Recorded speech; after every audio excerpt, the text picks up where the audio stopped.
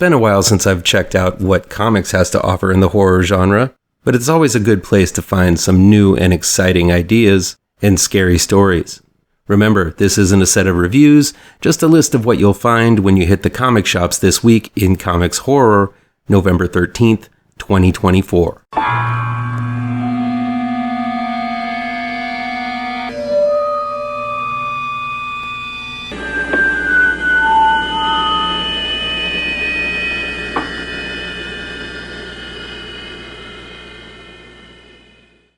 Let's check out This Week in Comics Horror, November 13th, 2024. As always, we start with the independent comics. Personally, I prefer comics outside of the mainstream when it comes to horror.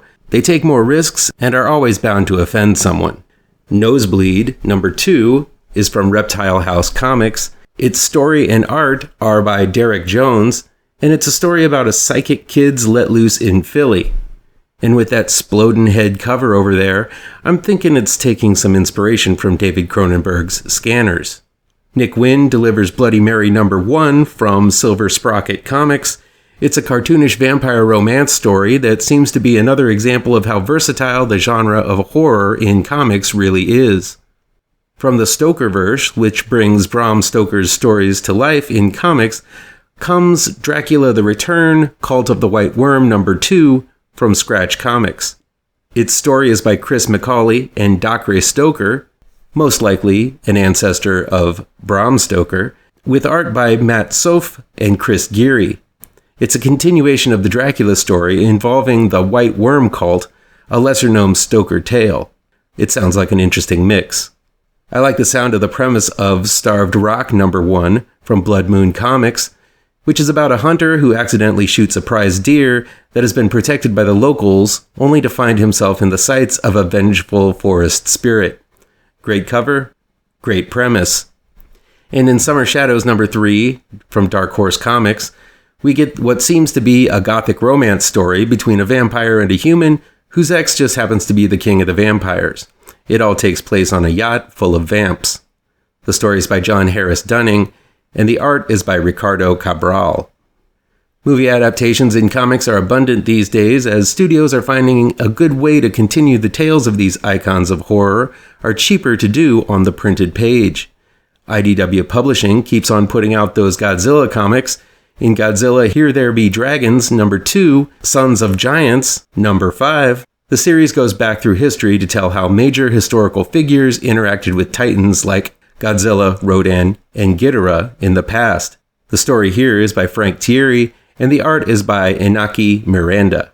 I was surprised to see that Ahoy Comics nabbed up the license for The Toxic Avenger. The Toxic Avenger number 2 finds Toxie taking on one of his old bullies who made his life hell when he was little old Melvin, the janitor.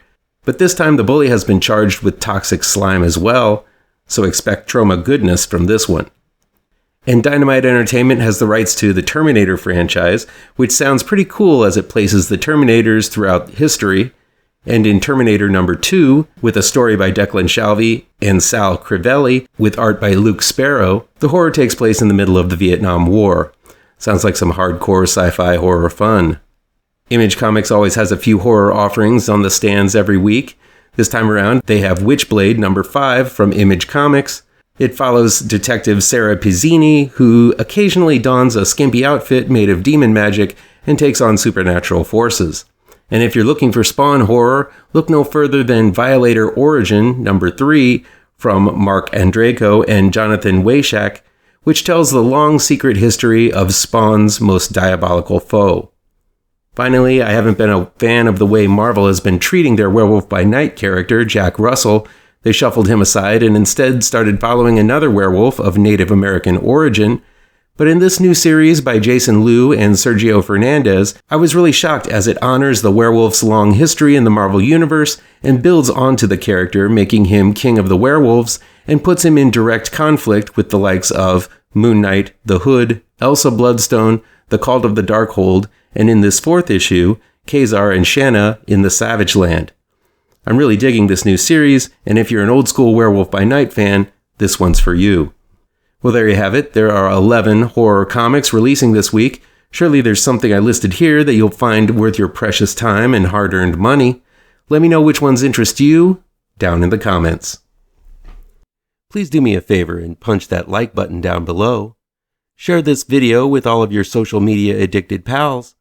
Click subscribe to this channel and ring that bell for notifications.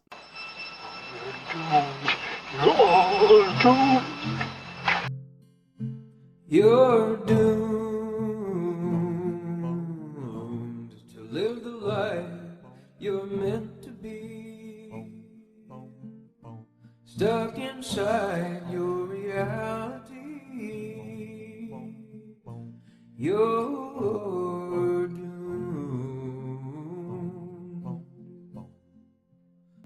Oh, you're doomed. You're doomed.